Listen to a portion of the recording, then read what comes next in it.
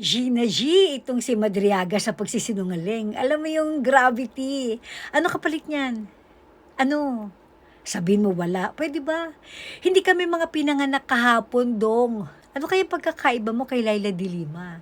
Pagkatapos ng mahabang panahon na pakikibaka laban dito sa mga Marcos, magkasama na sila ngayong tumutuligsa, kumakalaban sa mga Duterte. Anong kapalit? Kalayaan ni de Lima. Asa na ngayon ang manunupang matandang yan? Nasa Kongreso, isa ng buhaya.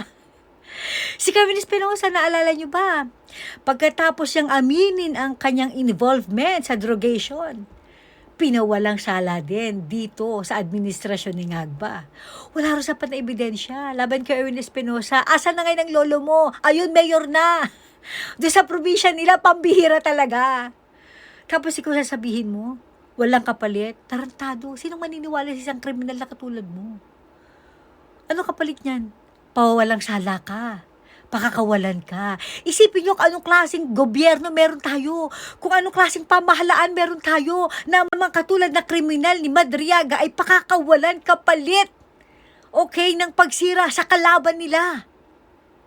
Paano pa tayo magiging safe?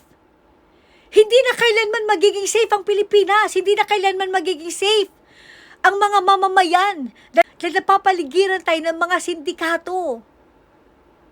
Putang ina. Grabe. Nagdahil lang sa sobrang pumumulitika nyo. Nagdahil lang ayaw nyong bumaba sa pwesto. Dahil ayaw nyong matigil lahat ng pagnanakaw nyo. Dahil ayaw nyong managot sa lahat ng kasalanan nyo. Ganyan ang ginagawa nyo. Sobrang pabababoy sa bayan.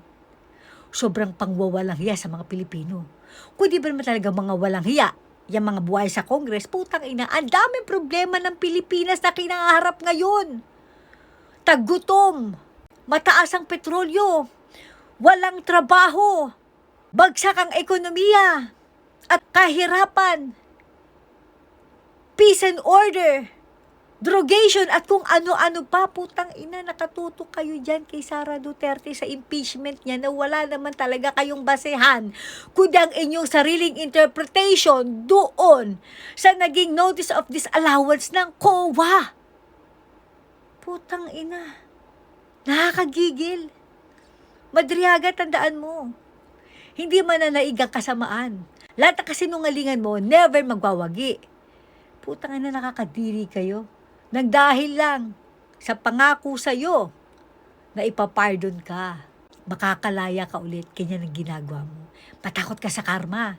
Isa kang kriminal. Okay? Isa kang convicted criminal. Mabuti pa nga to si Madriaga. Pinagkatiwalaan ng mga buhay sa Kongreso. Samantalang yung 18 Marines, isa mo pa itong si Guteza. Putang ina. Puro paninira at panggigipit ang inabot. Putang ina niya.